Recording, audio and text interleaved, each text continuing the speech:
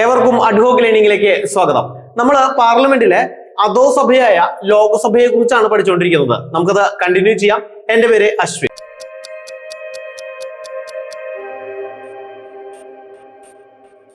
അപ്പോൾ അനുച്ഛേദം 81 നമ്മൾ പഠിച്ചു, ലോകസഭയെ കുറിച്ച് പറയുന്നു അല്ലെ. ഇനി അനുച്ഛേദം 83 ലോകസഭയുടെ കാലാവധിയെ കുറിച്ച് പറയുന്നുണ്ട്. നമ്മൾ രാജ്യസഭയുടെ കാലാവധി വളരെ ഡീറ്റെയിൽ ആയിട്ട് പഠിച്ചിട്ടുണ്ടായിരുന്നു. ലോകസഭയുടെ കാലാവധി പഠിക്കാൻ ഒരു ബുദ്ധിമുട്ടില്ല, സിമ്പിൾ ആണ്. നിങ്ങൾക്കൊക്കെ അറിയാമായിരിക്കും. 5 വർഷമാണ് ലോകസഭയുടെ കാലാവധി. 5 വർഷം കഴിയുമ്പോൾ ലോകസഭ കംപ്ലീറ്റ്ലി ഡിസോൾവ്ഡ് ആയിട്ട് ആ മെമ്പേഴ്സ് എല്ലാം മാറി പുതിയൊരു തെരഞ്ഞെടുപ്പിലൂടെ എന്ത് ചെയ്യും, ലോകസഭ പുതിയൊരു ലോകസഭ കൂടും. അപ്പൊ 5 വർഷമാണ് കാലാവധി എന്നുള്ളത് നിങ്ങൾ മനസ്സിലാക്കി വെക്കുക. അതിന് മുമ്പായിട്ട് പിരിച്ചുവിടണമെങ്കിൽ എന്ത് ചെയ്യാം, രാഷ്ട്രപതിയെ പിരിച്ചുവിടാം. 5 വർഷ കാലാവധിക്ക് മുമ്പായിട്ട് രാഷ്ട്രപതിക്കാണ് ലോകസഭയെ പിരിച്ചുവിടാനുള്ള അധികാരം ഉള്ളത്. അതിന് പ്രത്യേക ലോകസഭയിലെ നമ്മുടെ മെമ്പേഴ്സിന് എണ്ണം കുറഞ്ഞു കഴിഞ്ഞാൽ, അവരുടെ ഭൂരിപക്ഷം കുറഞ്ഞു കഴിഞ്ഞാൽ സ്വാഭാവികമായിട്ടും എന്ത് ചെയ്യും, ലോകസഭ താഴെ പോകും. അപ്പോ ആ ലോകസഭയെ പിരിച്ചുവിടുന്ന ആരാണ്? രാഷ്ട്രപതിയാണ് 5 വർഷത്തിന് മുമ്പ്. മനസ്സിലായല്ലോ. പക്ഷെ അടിയന്തരാവസ്ഥ കാലഘട്ടത്തിൽ ശ്രദ്ധിക്കുക, അടിയന്തരാവസ്ഥ കാലഘട്ടത്തിൽ ഒരു വർഷം വരെ എന്ത് ചെയ്യാം, ഈ നമ്മുടെ കാലാവധി 5 വർഷം എന്നുള്ളത് 6 വർഷം വരെ ആയിട്ട് എക്സ്റ്റെൻഡ് ചെയ്യാൻ പറ്റും. അടിയന്തരാവസ്ഥ കാലഘട്ടത്തിൽ 1 വർഷം വരെ എന്ത് ചെയ്യാം, നമ്മുടെ ലോകസഭയുടെ കാലാവധി കൂട്ടാം. പക്ഷെ പുതിയൊരു ഒരു അടിയന്തരാവസ്ഥ പിൻവലിച്ചു കഴിഞ്ഞാൽ വിത്തിൻ 6 months എങ്കിലും എന്ത് ചെയ്യണം, പുതിയ ലോക്സഭ കൂടണം, പുതിയ ലോക്സഭയെ കൊണ്ടുവരണം. അപ്പൊ അടിയന്തരാവസ്ഥ കാലഘട്ടത്തിൽ 1 വർഷം വരെ കൂട്ടിച്ചേർക്കാം. 1971 കാലഘട്ടം നമുക്ക് നോക്കാം. 71 മുതൽ 76 വരെയായിരുന്നു ഇന്ദിരാഗാന്ധിയുടെ ശരിക്കും ഉണ്ടാകേണ്ട ലോക്സഭ. ഇന്ദിരാഗാന്ധി പ്രധാനമന്ത്രിയായിരുന്ന സമയത്തുള്ള ലോക്സഭ 71 മുതൽ 76 വരെയായിരുന്നു വേണ്ടത്. പക്ഷെ ആ സമയത്ത് 75 അടിയന്തരാവസ്ഥ പ്രഖ്യാപിച്ചത് കൊണ്ട് തന്നെ അത് 77 വരെ നീണ്ടുപോയത് കൊണ്ട് 1977 വരെ ആ ഒരു ലോക്സഭയുടെ കാലാവധി നീണ്ടു. മനസ്സിലായോ? അപ്പൊ ഏറ്റവും കൂടുതൽ കാലാവധി ഉണ്ടായിരുന്ന ലോക്സഭ ഏതായിരുന്നു ചോദിച്ചാൽ ഈ പറഞ്ഞ 1971 മുതൽ 77 വരെ ഉണ്ടായിരുന്ന 5ാം ലോക്സഭയാണ്. 5ാം ലോക്സഭയുടെ സമയത്തുള്ള ഇന്ത്യയുടെ പ്രധാനമന്ത്രി ഇന്ദിരാഗാന്ധി ആയിരുന്നു. അതിനിടയിൽ നമ്മൾ 42 44 ഭരണഘടനാ ഭേദഗതികൾ പഠിച്ച സമയത്ത് മനസ്സിലാക്കിയിട്ടുണ്ടാവാം. 5 വർഷം എന്ന് പറയുന്ന കാലാവധിയെ 6 വർഷമാക്കി മാറ്റിയ ഭരണഘടനാ ഭേദഗതിയാണ് 42ാം ഭരണഘടനാ ഭേദഗതി. 42ാം ഭരണഘടനാ ഭേദഗതിയിലാണ് 5 വർഷം എന്നുള്ള ലോക്സഭയുടെ കാലാവധിയെ 6 വർഷമാക്കി മാറ്റി. അത് ഈ അടിയന്തരാവസ്ഥ കാലഘട്ടത്തിൽ ആ ഒരു 71 76 എന്നുള്ളത് 77 ആക്കി കൂട്ടി. മനസ്സിലായോ? അതിനുശേഷം എന്ത് ചെയ്തു, തിരിച്ച് 1977 ശേഷം 44ാം ഭരണഘടനാ ഭേദഗതി 1978 എന്ത് ചെയ്തു, 6 വർഷം എന്നുള്ളത് തിരിച്ച് 5 വർഷമായിട്ട് മാറ്റി. അപ്പൊ ഭരണഘടനാപരമായിട്ട് 5 വർഷമാണ് ഇതിന്റെ കാലാവധി. അടിയന്തരാവസ്ഥ സമയത്ത് 1 വർഷം വരെ എക്സ്റ്റെൻഡ് ചെയ്യാം. ക്ലിയർ ആണല്ലോ? ഓക്കെ. അങ്ങനെ അതിനുശേഷം അതുപോലെ 71 മുതൽ 77 വരെ ഏറ്റവും നീളം കൂടിയ ഏറ്റവും ദൈർഘ്യം വരെ ലോക്സഭ ഉണ്ടായിരുന്നെങ്കിൽ അതിനുശേഷം AB വാജ്പേയിയുടെ കാലഘട്ടത്തിൽ 1998 99 ആ ഒരു കാലഘട്ടത്തിൽ ചെറിയൊരു ലോക്സഭ, ഏറ്റവും ചെറിയ ലോക്സഭ 12ാം ലോക്സഭ 1998 99 AB വാജ്പേയി ആയിരുന്നു ആ സമയത്തെ പ്രധാനമന്ത്രി. പ്രസിഡന്റ് ആരായിരുന്നു? KR നാരായണനായിരുന്നു ഇന്ത്യയുടെ രാഷ്ട്രപതി. ഇത് പിരിച്ചുവിട്ട ലോക്സഭ 12ാം ലോക്സഭ പിരിച്ചുവിട്ട രാഷ്ട്രപതിയാണ് KR നാരായണൻ. ആ സമയത്തെ പ്രധാനമന്ത്രി AB വാജ്പേയി 1998 99 കാലഘട്ടം. 2019 മുതൽ 2024 വരെയുള്ള കാലയളവിലുള്ളതാണ് 17ാം ലോക്സഭ, നിലവിലുള്ള ലോക്സഭ. ഇനിയിപ്പോ 2024 ശേഷം തെരഞ്ഞെടുപ്പ് നടക്കുന്നു. 2024 ശേഷം 18ാം ലോക്സഭ നിലവിൽ വരും. അപ്പോൾ 17ാം ലോക്സഭ എന്ന് പറയുന്നത് 2019 മുതൽ 2024 വരെയായിരുന്നു.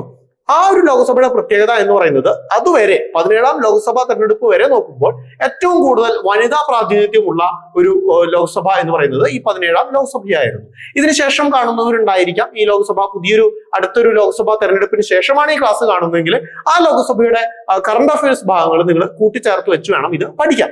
അപ്പോൾ 2019-24 ലോക്സഭ 17ാം ലോക്സഭ വരെ നോക്കിക്കഴിഞ്ഞാൽ 81 വനിതകളുള്ള 17ാം ലോക്സഭയായിരുന്നു ഏറ്റവും കൂടുതൽ വനിതാ പ്രാതിനിധ്യമുള്ള ലോക്സഭ എന്ന് മനസ്സിലാക്കാം. കേരളത്തിൽ നിന്നും ലോക്സഭ അംഗമായ ആദ്യ വനിത നിങ്ങൾ പല ക്ലാസ്സുകളിലൂടെ പഠിച്ചിട്ടുണ്ടാവാം. ആനി മസ്ക്രീൻ ആണ് എന്ത് ചെയ്തത്, കേരളത്തിൽ നിന്നും ലോക്സഭ അംഗമായ ആദ്യ വനിത. നമുക്കറിയാം പാർലമെന്റിലെ ലോക്സഭ ആയിക്കോട്ടെ രാജ്യസഭ ആയിക്കോട്ടെ ഭരണപക്ഷം എപ്പോഴും എവിടെ ഇരിക്കുക, വലതുവശത്തും പ്രതിപക്ഷം ഇടതുവശത്തായിരിക്കും ഇരിക്കുക എന്നുള്ളത് പഠിച്ചു വയ്ക്കാം. ഭരണപക്ഷം എപ്പോഴും എന്തായിരിക്കും? ആരുടെ വലതുപക്ഷ?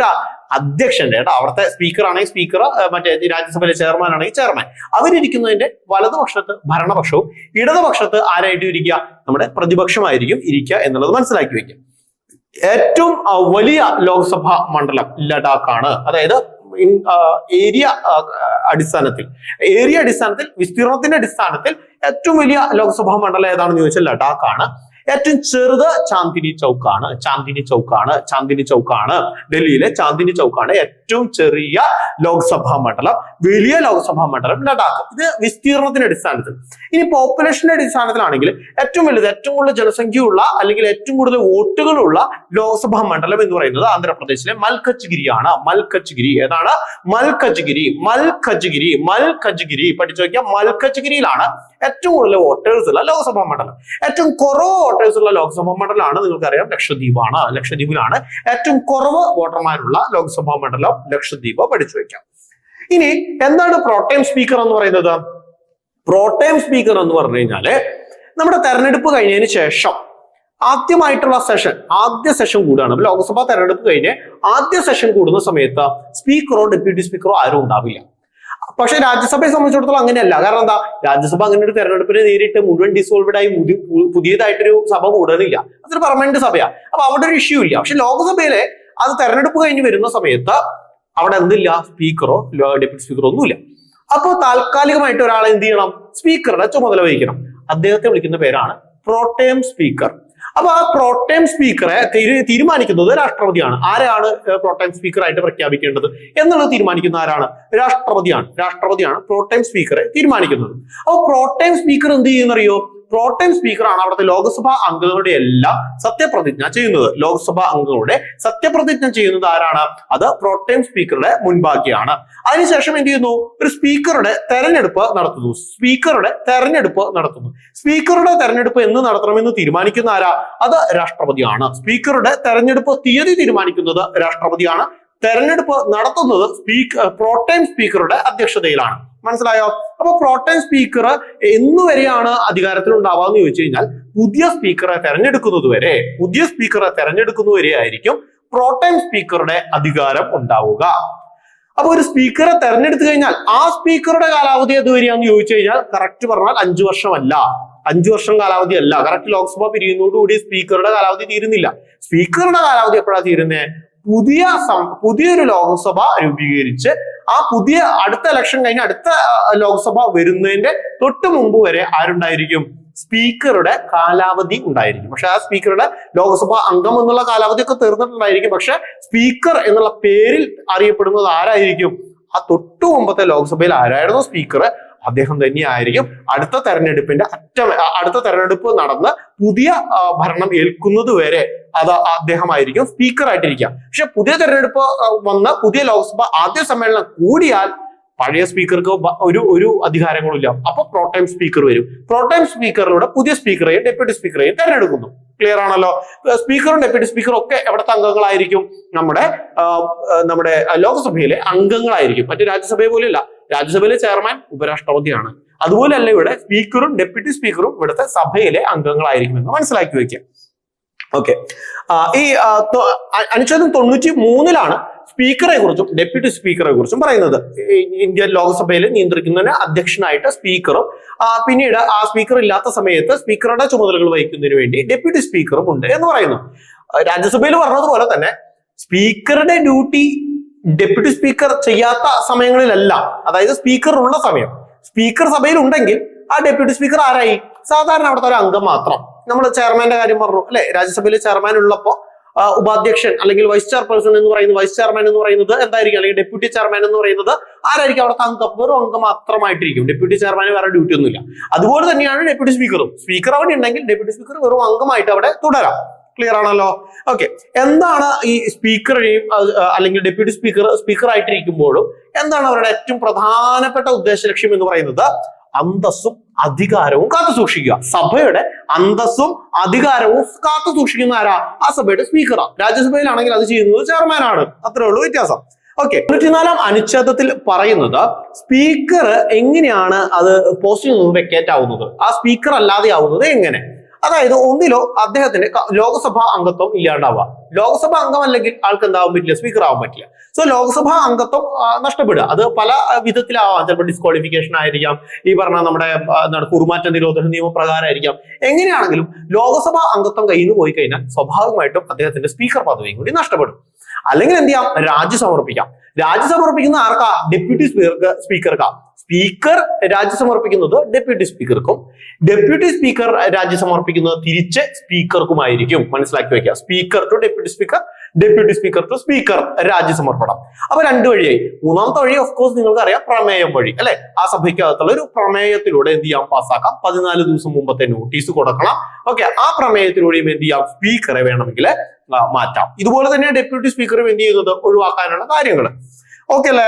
ഇനി അദ്ദേഹത്തിന് ഒരുപാട് പവേഴ്സ് ഉണ്ട്. അതിലെ പ്രധാനപ്പെട്ട പവേഴ്സ് എന്ന് പറയുന്നത്, ഒരു ബില്ല് വന്നു കഴിഞ്ഞാൽ അത് മണി ബില്ലാണോ അല്ലയോ എന്ന് തീരുമാനിക്കുന്ന ആരാണ്? അത് സ്പീക്കറാണ്. സ്ഥിരമായിട്ട് PSC ചോദിക്കുന്ന ഒരു ചോദ്യമായിരുന്നു. ഒരു ബില്ല് പാർലമെന്റ് അവതരിപ്പിച്ചാൽ അല്ലെങ്കിൽ ലോക്സഭയിൽ അവതരിപ്പിച്ചാൽ, ലോക്സഭയിലാണ് മണി ബില്ല് അവതരിപ്പിക്കുള്ളൂ. അപ്പൊ ലോക്സഭയിൽ ഒരു ബില്ല് അവതരിപ്പിക്കുമ്പോൾ ആ ബില്ല് മണി ബില്ലാണോ അല്ലയോ എന്ന് തീരുമാനിക്കുന്ന ആരാ? അത് ലോക്സഭയിലെ സ്പീക്കറാണ് എന്ന് മനസ്സിലാക്കി വെക്കാം. അതുപോലെ തന്നെ നമ്മുടെ അനുച്ഛേദം 98 പ്രകാരം, അനുച്ഛേദം 98 പ്രകാരം, അതിനിടയിൽ 97 ഒക്കെ മിസ്സിംഗ് ഉണ്ടല്ലേ. 97 എന്ന് പറയുന്നത് നമ്മൾ മുമ്പ് പഠിച്ചതാ. അവരുടെ അലവൻസ്, സാലറി അലവൻസ് അല്ലെ. അത് chairman, Rajya Sabha chairman, deputy chairman, അതുപോലെ തന്നെ ലോക്സഭ സ്പീക്കർ, ഡെപ്യൂട്ടി സ്പീക്കർ, ഇവരുടെയൊക്കെ സാലറി ആൻഡ് അലവൻസ് ആണ് 97. ഈ 98 പ്രകാരം ലോക്സഭയ്ക്ക് മാത്രമല്ല പാർലമെന്റിന് ഒരു സെക്രട്ടേറിയറ്റ് ഉണ്ട്. പാർലമെന്റിന് സെക്രട്ടേറിയറ്റ് ഉണ്ട്. അവിടെ ലോക്സഭാ സെക്രട്ടേറിയറ്റ് എന്നും രാജ്യസഭാ സെക്രട്ടേറിയറ്റ് എന്നും രണ്ട് വിഭാഗങ്ങളുണ്ട്. അപ്പോൾ അനുച്ഛേദം 98 പറയുന്നത് ലോക്സഭാ സെക്രട്ടേറിയറ്റിലെ അംഗങ്ങളെയും ഒക്കെ നിയമിക്കുന്നു, ഉദ്യോഗസ്ഥരെയൊക്കെ നിയമിക്കുന്നത് ആരാണ്? അവിടുത്തെ ലോക്സഭയുടെ സ്പീക്കറാണ്. അതുപോലെ തന്നെ രാജ്യസഭയിലെ അംഗങ്ങളെയും, അതായത് അവിടുത്തെ ഉദ്യോഗസ്ഥരെയൊക്കെ തീരുമാനിക്കുന്നതും നിയമിക്കുന്നത് ആരാണ്? രാജ്യസഭയിലെ ചെയർമാൻ ആണെന്ന് പഠിച്ചു വയ്ക്കുക. അനുച്ഛേദം 98. പിന്നെ അതുപോലെ തന്നെ നമ്മുടെ വോട്ടിംഗ് പവറുമായി ബന്ധപ്പെട്ട്, അതായത് 100, അനുച്ഛേദം 100 വരുന്നത്. അനുച്ഛേദം 100 വോട്ടിംഗ് എന്ന് പറയുന്ന സംഭവം വരുന്നത്. അതായത് ഏതെങ്കിലും ഒരു ബില്ലിനകത്ത് ഏതെങ്കിലും ഒരു ബില്ല് അവതരിപ്പിക്കുമ്പോൾ ആ ബില്ല് സ്വമേധയാ പാസ്സാക്കാൻ പറ്റുന്നില്ല. അതായത് ബില്ല് വെറുതെ അവതരിപ്പിച്ചപ്പോൾ എവിടെ നിന്നൊക്കെ ഒപ്പോസിഷൻസ് വരുന്നുണ്ട്, ആ സഭയ്ക്കകത്ത് ചില എതിരഭിപ്രായങ്ങൾ ഉണ്ടെങ്കിൽ സ്വാഭാവികമായിട്ട് എന്ത് ചെയ്യും, സ്പീക്കറാണ് അവിടെ തെരഞ്ഞെടുപ്പ് നടത്തേണ്ടത്. സ്പീക്കറുടെ നേതൃത്വത്തിൽ എന്ത് ചെയ്യുന്നു, തെരഞ്ഞെടുപ്പ് നടക്കുന്നു. ആ തെരഞ്ഞെടുപ്പ് നടക്കുന്ന സമയത്ത് തെരഞ്ഞെടുപ്പ് നടത്തണമെങ്കിൽ അവിടെ എന്ത് വേണം, ക്വാറം വേണം. ക്വാറം എന്ന് പറയുന്നത് എന്താ? ഒരു സഭയുടെ 1/10 ആണ് ക്വാറം എന്ന് പറയുന്നത്. രാജ്യസഭയായാലും ലോക്സഭയായാലും ആകെ അംഗങ്ങളുടെ 10-1 ഭാഗം അംഗങ്ങളെങ്കിലും അന്ന് വോട്ടിങ്ങിന് വേണം. മനസ്സിലായോ? അതിനാണ് ക്വാറം എന്ന് പറയുന്നത്. ആകെ അംഗങ്ങളുടെ 10-1 ഭാഗം, 100 അംഗങ്ങൾ ഉണ്ടെങ്കിൽ 10 പേരെങ്കിലും എന്ത് ചെയ്യണം, അന്നത്തെ മീറ്റിംഗിൽ പങ്കെടുക്കണം. അതിനാണ് എന്ത് പറയുന്നത്, ക്വാറം എന്ന് പറയുന്നത്. ക്വാറത്തെ കുറിച്ച് പറയുന്നത് 100-ാം അനുച്ഛേദത്തിലാണ്. അപ്പോ 100-ാം അനുച്ഛേദത്തിൽ പറയുന്നു വോട്ടിംഗ് നടത്താം. വോട്ടിംഗ് നടത്തേണ്ടത് സ്പീക്കറാണ്. അപ്പൊ അതില് ക്വാറം ഉണ്ടായിരിക്കണം.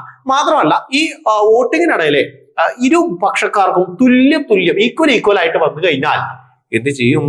ഈക്വൽ ആയിട്ട് വന്നു കഴിഞ്ഞാൽ കാസ്റ്റിംഗ് വോട്ട് ചെയ്യും. കാസ്റ്റിംഗ് വോട്ട് എന്ന് പറയുന്നത് എന്താണ്?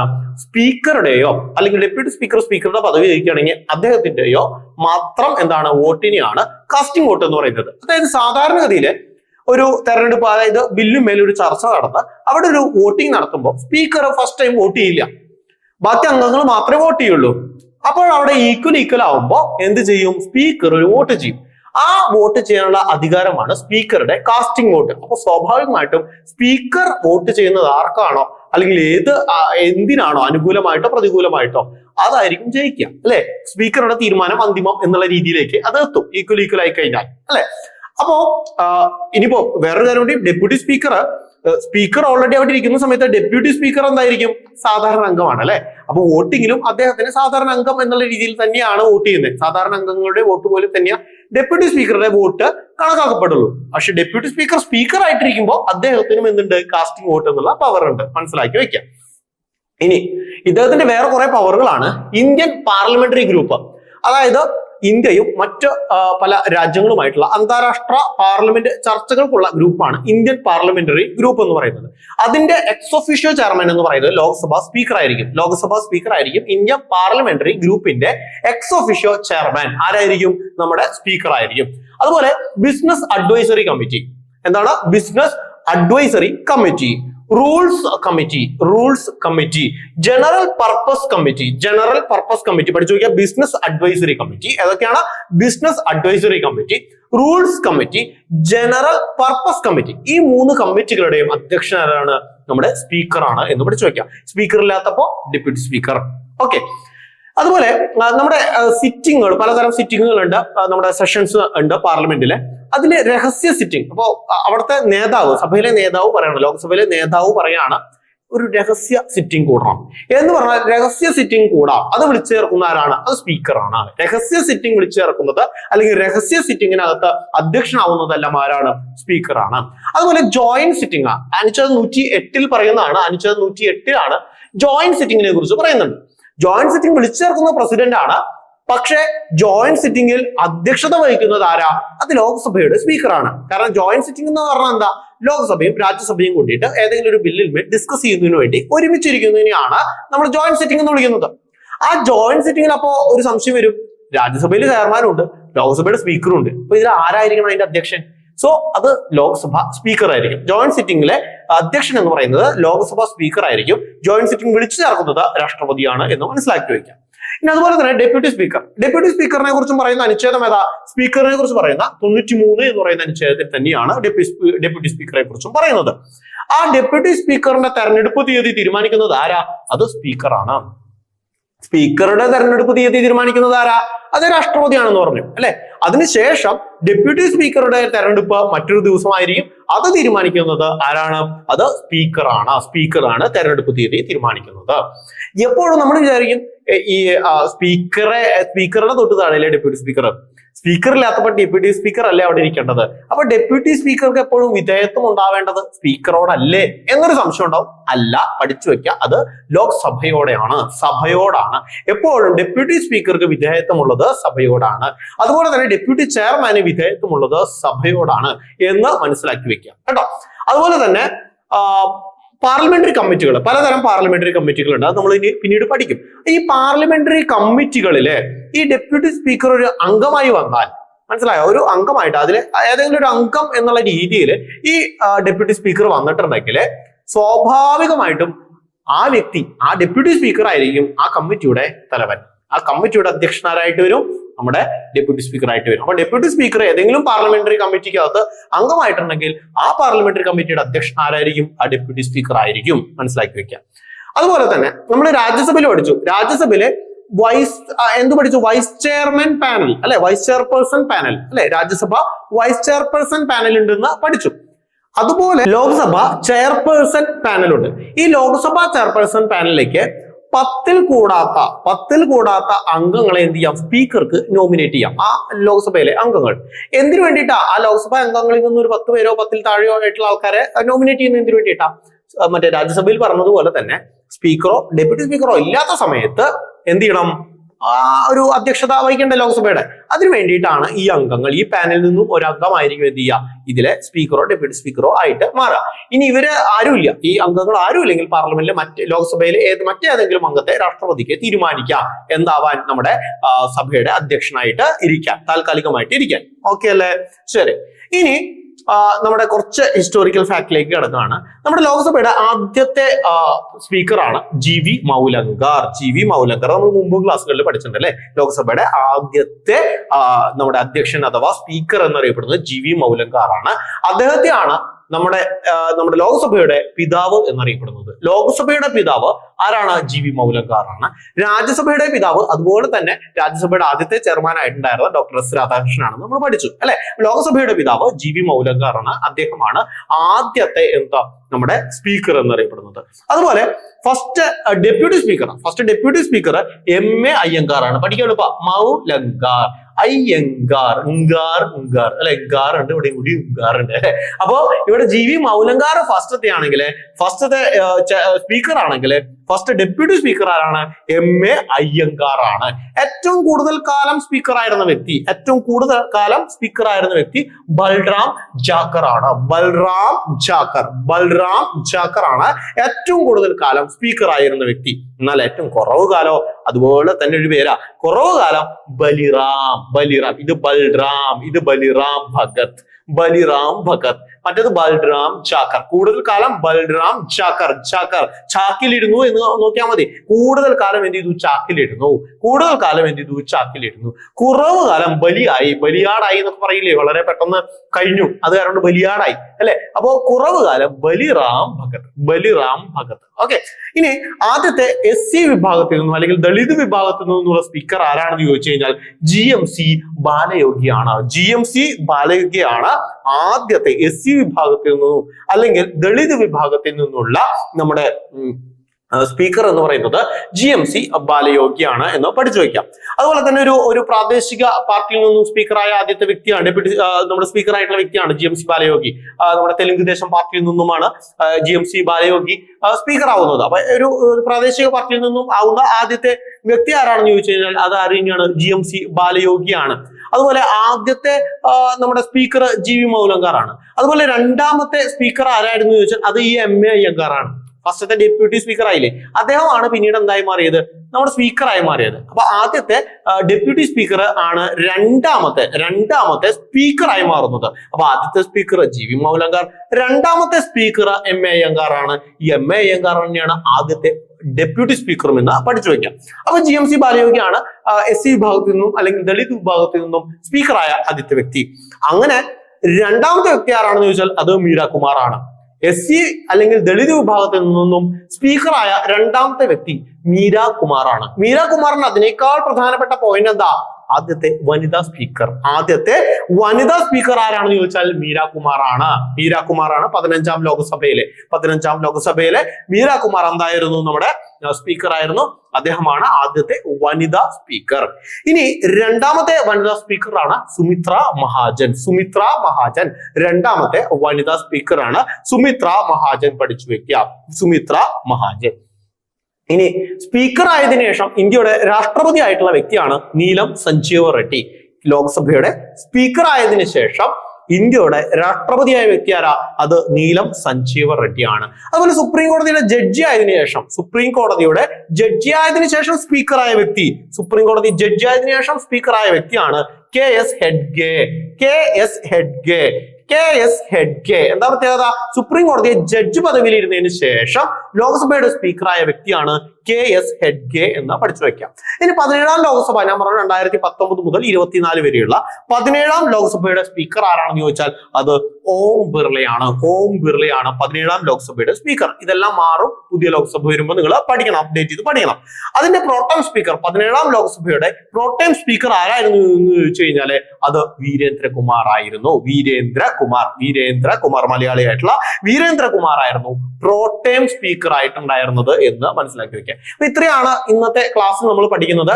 പാർലമെന്റ് കഴിഞ്ഞിട്ടില്ല, പാർലമെന്റിന്റെ സെഷനുകൾ പഠിക്കാനുണ്ട്. ഈ ലോക്സഭ കഴിഞ്ഞിട്ടില്ല, ലോക്സഭയിലെ കുറച്ച് പോയിന്റുകൾ പഠിക്കാനുണ്ട്, സെഷനുകൾ പഠിക്കാനുണ്ട്. അങ്ങനെ തുടങ്ങി കുറച്ച് പോയിന്റുകൾ കൂടി ഇനി നമുക്ക് പാർലമെന്റിൽ കൂട്ടിച്ചേർക്കാനുണ്ട്. അത് നമുക്ക് അടുത്ത ക്ലാസ്സിൽ പഠിക്കാം. താങ്ക്